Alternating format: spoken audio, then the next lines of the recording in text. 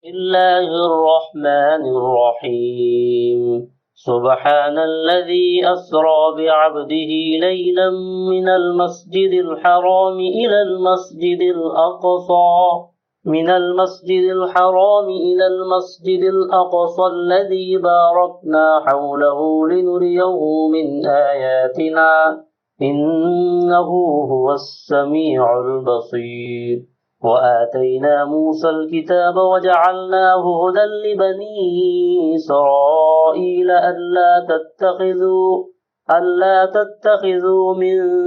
دوني وكيلا ذرية من حملنا مع نوح إنه كان عبدا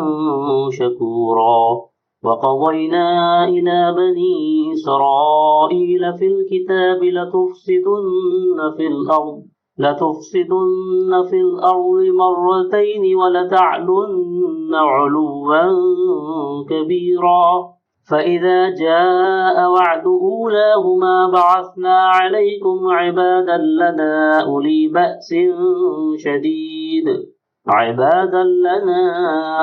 بأس شديد فجاسوا خلال الديار وكان وعدا مفعولا.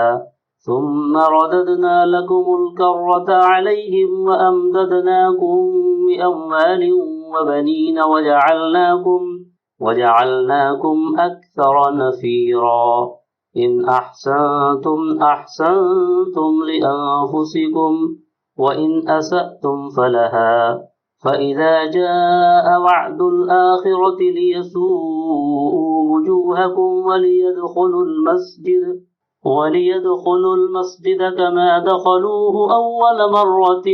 وليتبروا ما علوا تتبيرا. عسى ربكم أن يرحمكم وإن عدتم عدنا وجعلنا جهنم للكافرين حصيرا.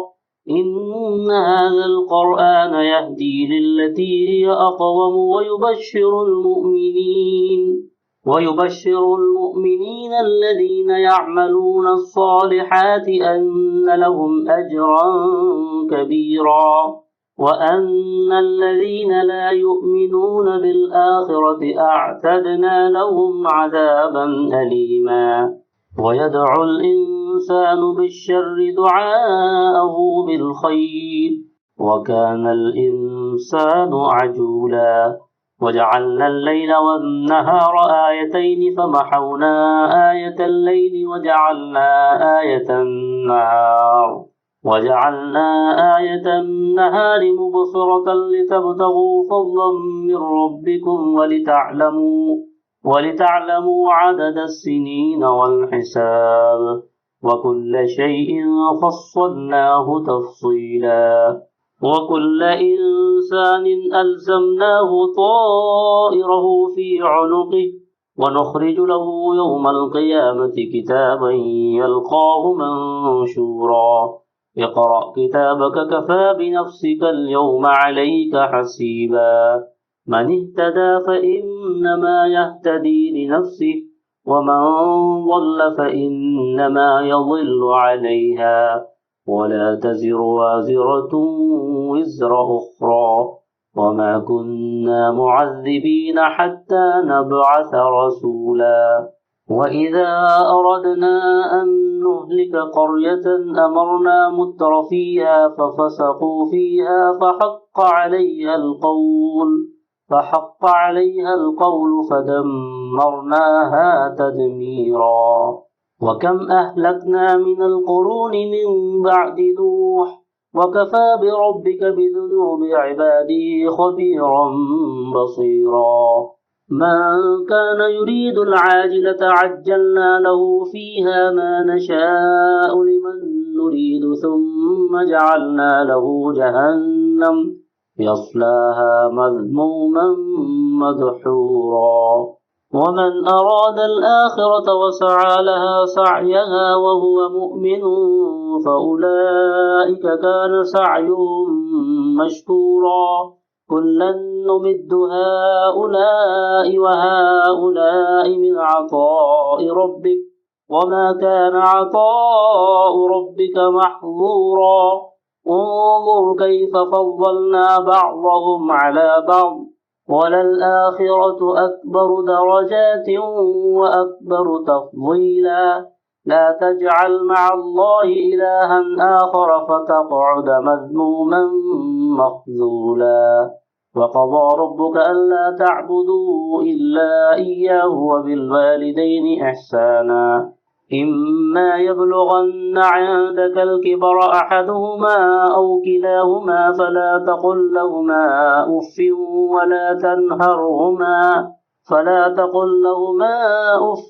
ولا تنهرهما وقل لهما قولا كريما واخفض لهما جناح الذل من الرحمة وقل رب ارحمهما كما ربياني صغيرا ربكم أعلم بما في نفوسكم إن تكونوا صالحين فإنه كان للأوابين غفورا وآت ذا القربى حقه والمسكين وابن السبيل ولا تبذر تبذيرا إن المبذرين كانوا إخوان الشياطين وكان الشيطان لربه كفورا وإما تعرضن عنهم ابتغاء رحمة من ربك ترجوها فقل لهم قولا ميسورا ولا تجعل يدك مغلولة إلى عنقك ولا تبسطها كل البسط فتقعد ملوما محسورا إن ربك يبسط الرزق لمن يشاء ويقدر إنه كان بعباده خبيرا بصيرا ولا تقتلوا أولادكم خشية إملاق نحن نرزقهم وإياكم إن قتلهم كان خطأ كبيرا ولا تقربوا الزنا إنه كان فاحشة وساء سبيلا ولا تقتلوا النفس التي حرم الله إلا بالحق ومن قتل مظلوما فقد جعلنا لوليه سلطانا فلا يسرف في القتل إنه كان منصورا ولا تقربوا مال اليتيم إلا بالتي هي أحسن حتى يبلغ أشده وأوفوا بالعهد إن العهد كان مسؤولا وأوفوا الكيل إذا كلتم وزنوا بالقسطاس المستقيم ذلك خير وأحسن تأويلا ولا تقف ما ليس لك به علم إن السمع والبصر والفؤاد كل أولئك كان عنه مسؤولا ولا تمش في الأرض مرحا إنك لن تخرق الأرض ولن تبلغ الجبال طولا كل ذلك كان سيئه عند ربك مكروها ذلك مما أوحى إليك ربك من الحكمة ولا تجعل مع الله إلها آخر فتلقى في جهنم ملوما مدحورا أفأصفاكم ربكم بالبنين واتخذ من الملائكة إناثا إنكم لتقولون قولا عظيما ولقد صرفنا في هذا القرآن ليذكروا وما يزيدهم إلا نفورا قل لو كان معه آلهة كما يقولون إذا لابتغوا إلى ذي العرش سبيلا سبحانه وتعالى عما يقولون علوا كبيرا تسبح له السماوات السبع والأرض ومن فيهن وإن من شيء إلا يسبح بحمده ولكن لا تفقهون تسبيحهم إنه كان حليما غفورا وإذا قرأت القرآن جعلنا بينك وبين الذين لا يؤمنون بالآخرة حجابا مستورا وجعلنا على قلوبهم أكنة أن يفقهوه وفي آذانهم وقرا وإذا ذكرت ربك في القرآن وحده ولوا على أدبارهم نفورا نحن أعلم بما يستمعون به إذ يستمعون إليك وإذ هم نجوى إذ يقول الظالمون إن تتبعون إلا رجلا مسحورا انظر كيف ضربوا لك الأمثال فضلوا فلا يستطيعون سبيلا وقالوا أئذا كنا عظاما ورفاتا أئنا لمبعوثون خلقا جديدا قل كونوا حجارة أو حديدا أو خلقا مما يكبر في صدوركم فسيقولون من يعيدنا قل الذي فطركم أول مرة فسينغضون إليك رؤوسهم ويقولون متاه قل عسى أن يكون قريبا يوم يدعوكم فتستجيبون بحمده وتظنون إن لبثتم إلا قليلا وقل لعبادي يقولوا التي هي أحسن إن الشيطان كان للإنسان عدوا مبينا ربكم أعلم بكم إن يشأ يرحمكم أو إن يشأ يعذبكم وما أرسلناك عليهم وكيلا وربك أعلم بمن في السماوات والأرض ولقد فضلنا بعض النبيين على بعض وآتينا داود زبورا قل ادعوا الذين زعمتم من دونه فلا يملكون كشف الضر عنكم ولا تحويلا أولئك الذين يدعون يبتغون إلى ربهم الوسيلة أيهم أقرب ويرجون رحمته ويخافون عذابه إن عذاب ربك كان محذورا وإن من قرية إلا نحن مهلكوها قبل يوم القيامة أو معذبوها عذابا شديدا كان ذلك في الكتاب مسطورا وما منعنا أن نرسل بالآيات إلا أن كذب بها الأولون وآتينا ثمود الناقة مبصرة فظلموا بها وما نرسل بالآيات إلا تخويفا وإذ قلنا لك إن ربك أحاط بالناس وما جعلنا الرؤيا التي أريناك إلا فتنة للناس والشجرة الملعونة في القرآن ونخوفهم فما يزيدهم إلا طغيانا كبيرا وإذ قلنا للملائكة اسجدوا لآدم فسجدوا إلا إبليس قال أأسجد لمن خلقت طينا قال أرأيتك هذا الذي كرمت علي لئن أخرتني إلى يوم القيامة لأحتنكن ذريته إلا قليلا قال اذهب فمن تبعك منهم فإن جهنم جزاؤكم جزاء موفورا واستفزز من استطعت منهم بصوتك وأجلب عليهم بخيلك ورجلك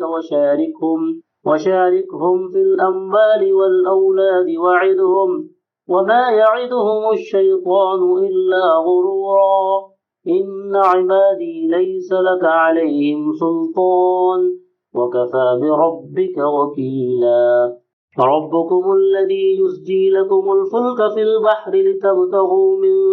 فضله إنه كان بكم رحيما وإذا مسكم الضر في البحر ضل من تدعون إلا إياه فلما نجاكم إلى البر أعرضتم وكان الإنسان كفورا أفأمنتم أن يخسف بكم جانب البر أو يرسل عليكم حاصبا ثم لا تجدوا لكم وكيلا أم أمنتم أن يعيدكم فيه تارة أخرى فيرسل عليكم قاصفا من الريح فيغرقكم بما كفرتم ثم لا تجدوا لكم علينا به تبيعا. ولقد كرمنا بني آدم وحملناهم في البر والبحر ورزقناهم من الطيبات وفضلناهم على كثير ممن خلقنا تفضيلا. يوم ندعو كل أناس بإمامهم فمن أوتي كتابه بيمينه فأولئك يقرؤون كتابهم ولا يظلمون فتيلا. ومن كان في هذه أعمى فهو في الآخرة أعمى وأضل سبيلا. وإن كادوا ليفتنونك عن الذي أوحينا إليك لتفتري علينا غيره وإذا لاتخذوك خليلا. ولولا أن ثبتناك لقد كدت تركن إليهم شيئا قليلا. إذا لأذقناك ضعف الحياة وضعف الممات ثم لا تجد لك علينا نصيرا. وإن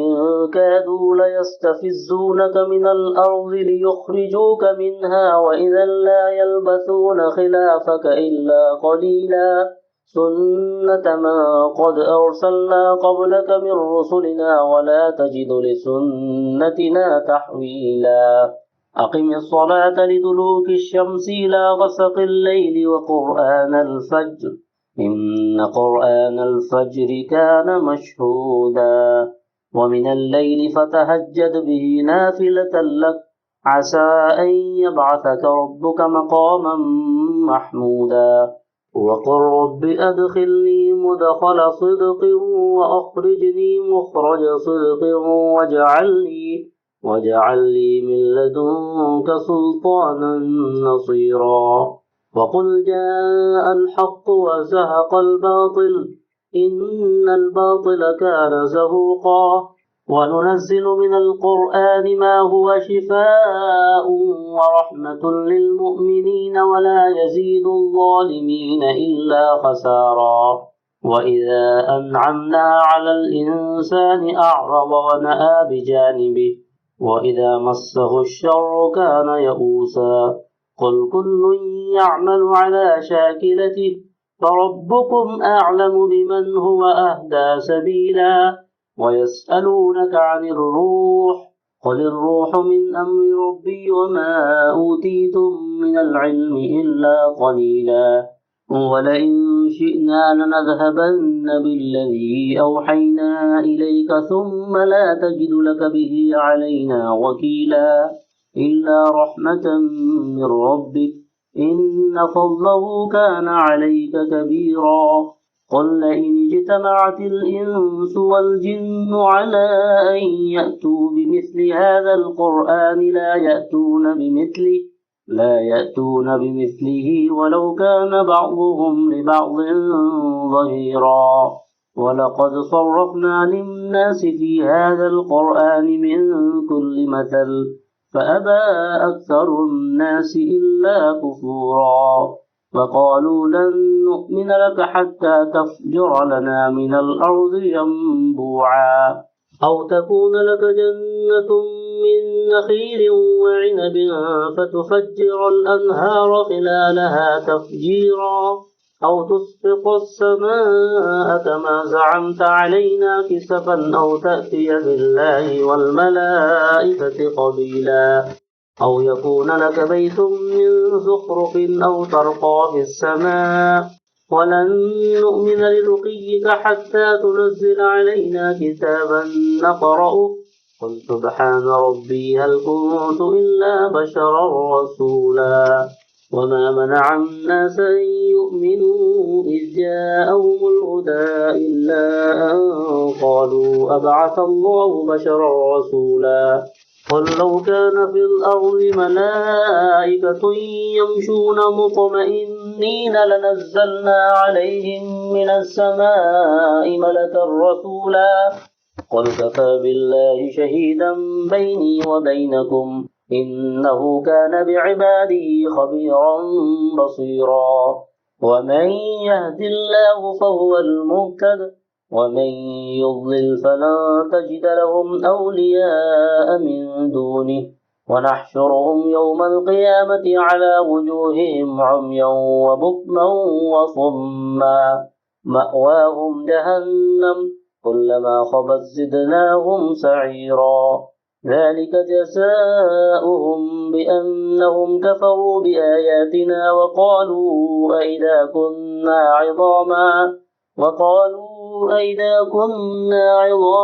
ورفاتا أئنا لمبعوثون خلقا جديدا أولم يروا أن الله الذي خلق السماوات والأرض قادر على أن يخلق مثلهم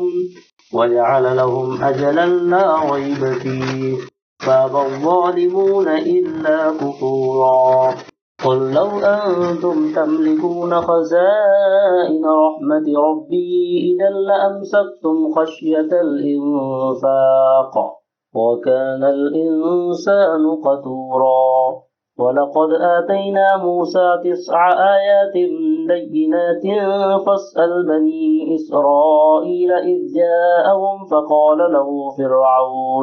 فقال له فرعون إني لأظنك يا موسى مسحورا قال لقد علمت ما أنزل هؤلاء إلا رب السماوات والأرض بصائر وإني لأظنك يا فرعون مثبورا فأراد أن يستفزهم من الأرض فأغرقناه ومن معه جميعا وقلنا من بعده لبني إسرائيل اسكنوا الأرض فإذا جاء وعد الآخرة جئنا بكم لفيفا وبالحق أنزلناه وبالحق نزل وما أرسلناك إلا مبشرا ونذيرا وقرآنا فرقناه لتقرأه على الناس على مكث ونزلناه تنزيلا قل آمنوا به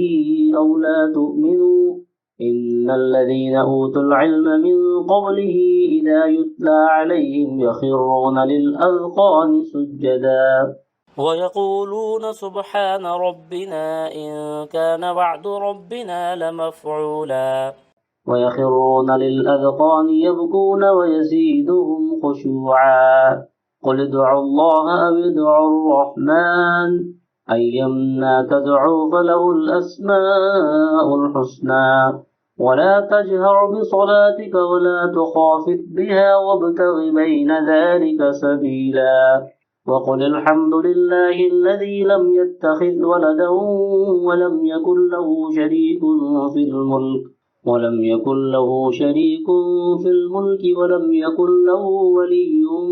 من الذل وكبره تكبيرا بسم الله الرحمن الرحيم الحمد لله الذي أنزل على عبده الكتاب ولم يجعل له عوجا قيما لينذر بأسا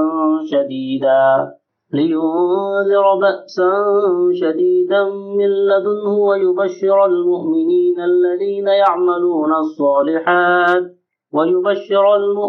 الذين يعملون الصالحات أن لهم أجرا حسنا ماكثين فيه أبدا وينذر الذين قالوا اتخذ الله ولدا ما لهم به من علم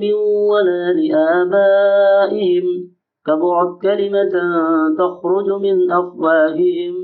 إن يقولون إلا كذبا فلعلك باخع نفسك على آثارهم إن لم يؤمنوا بهذا الحديث أسفا إنا جعلنا ما على الأرض زينة لها لنبلوهم أيهم أحسن عملا وإنا لجاعلون ما عليها صعيدا جرزا أم حسبت أن أصحاب الكهف والرقيم كانوا من آياتنا عجبا إذ أوى الفتية إلى الكهف فقالوا ربنا آتنا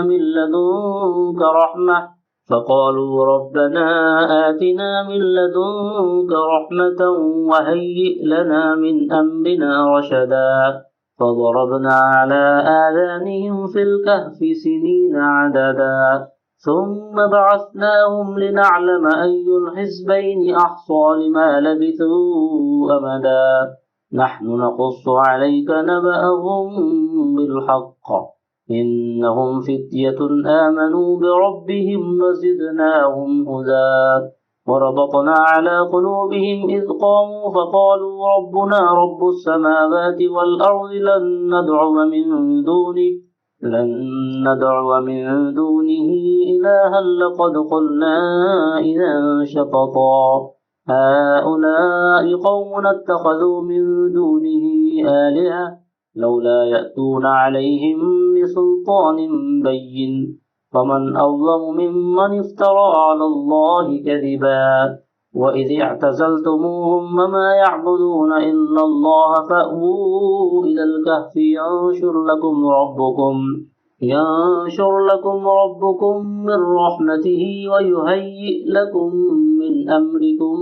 مرفقا وترى الشمس إذا طلعت تزاور عن كهفهم ذات اليمين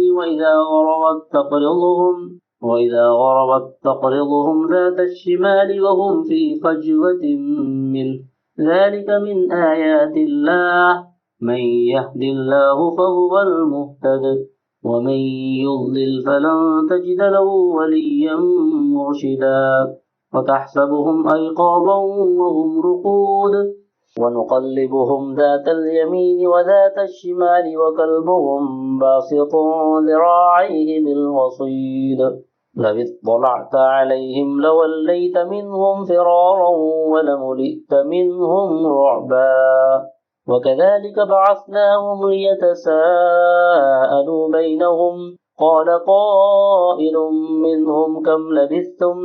قالوا لبثنا يوما أو بعض يوم قالوا ربكم أعلم بما لبثتم فابعثوا أحدكم بورقكم هذه إلى المدينة فلينظر أيها أزكى طعاما فليأتكم برزق منه وليتلطف ولا يشعرن بكم أحدا إنهم إن يظهروا عليكم يرجموكم أو يعيدوكم في ملتهم ولن تفلحوا إذا أبدا وكذلك أعثرنا عليهم ليعلموا أن وعد الله حق وأن الساعة لا ريب فيها إذ يتنازعون بينهم أمرهم فقالوا ابنوا عليهم بنيانا ربهم أعلم بهم قال الذين غلبوا على أمرهم لنتخذن عليهم مسجدا سيقولون ثلاثة رابعهم كلبهم ويقولون خمسة سادسهم كلبهم رجما بالغيب ويقولون سبعة وثامنهم كلبهم قل ربي أعلم بعدتهم لا يعلمهم إلا قليل فلا تمار فيهم إلا مراء ظاهرا ولا تستفت فيهم منهم أحدا ولا تقولن لشيء إني فاعل ذلك غدا إلا أن يشاء الله واذكر ربك إذا نسيت وقل عسى أن يهديني ربي لأقرب من هذا رشدا ولبثوا في كهفهم 300 سنين وازدادوا 9 قل الله أعلم بما لبثوا له غيب السماوات والأرض أبصر به وأسمع ما لهم من دونه من ولي ولا يشرك في حكمه أحدا واتل ما أوحي إليك من كتاب ربك لا مبدل لكلماته ولن تجد من دونه ملتحدا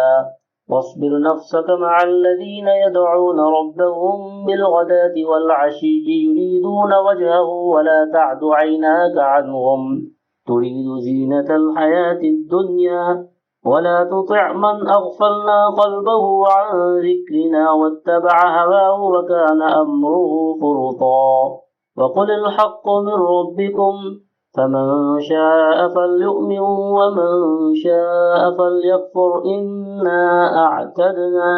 إنا أعتدنا للظالمين نارا أحاط بهم سرادقها وإن يستغيثوا يغاثوا بماء كالمهل يشوي الوجوه بئس الشراب وساءت مرتفقا إن الذين آمنوا وعملوا الصالحات إنا لا نضيع أجر من أحسن عملا أولئك لهم جنات عدن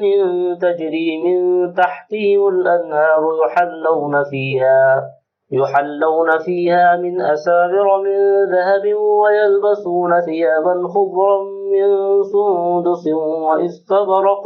ويلبسون ثيابا خضرا من سندس وإستبرق متكئين فيها على الأرائك نعم الثواب وحسنت مرتفقا واضرب لهم مثل الرجلين جعلنا لأحدهما جنتين من أعناب وحففناهما بنخل وجعلنا بينهما زرعا كلتا الجنتين آتت أكلها ولم تظلم منه شيئا وفجرنا خلالهما نهرا وكان له ثمر فقال لصاحبه وهو يحاوره أنا أكثر منك مالا وأعز نفرا ودخل جنته وهو ظالم لنفسه قال ما أظن أن تبيد هذه أبدا وما أظن الساعة قائمة ولئن رددت إلى ربي لأجدن خيرا منها منقلبا قال له صاحبه وهو يحاوره أكفرت بالذي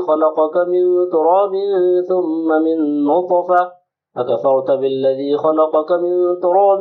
ثم من نطفة ثم سواك رجلا لكن هو الله ربي ولا أشرك بربي أحدا ولولا إذ دخلت جنتك قلت ما شاء الله لا قوة إلا بالله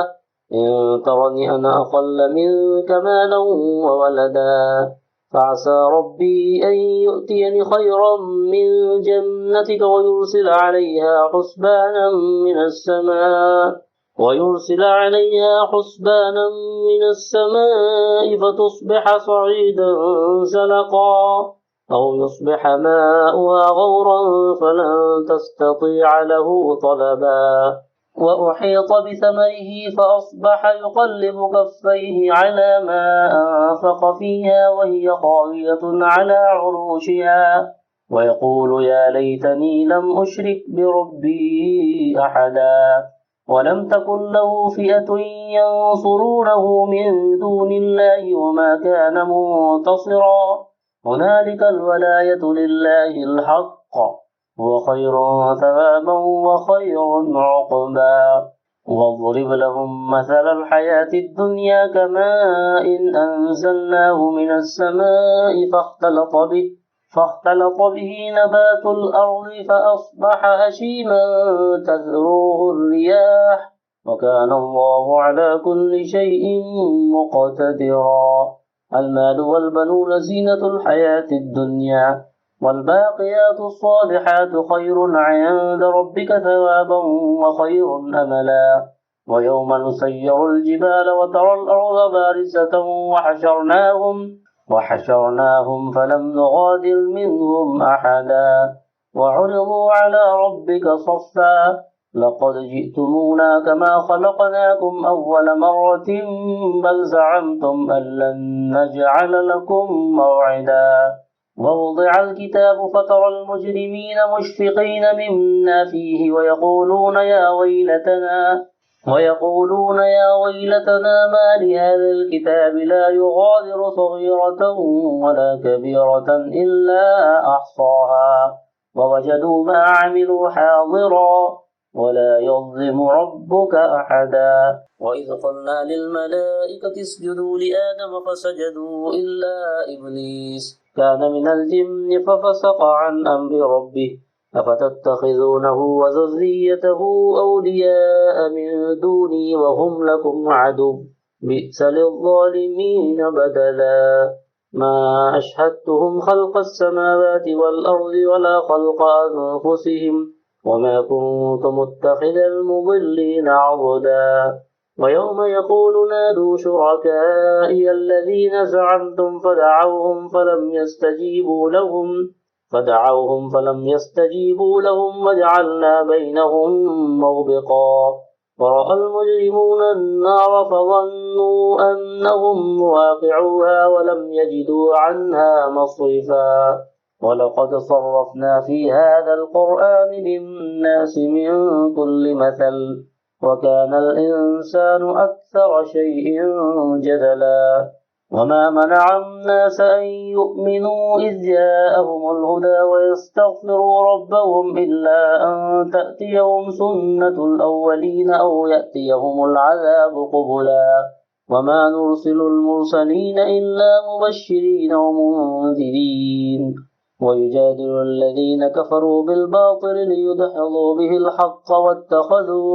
واتخذوا آياتي وما أنذروا هزوا ومن أظلم ممن ذكر بآيات ربه فأعرض عنها ونسي ما قدمت يداه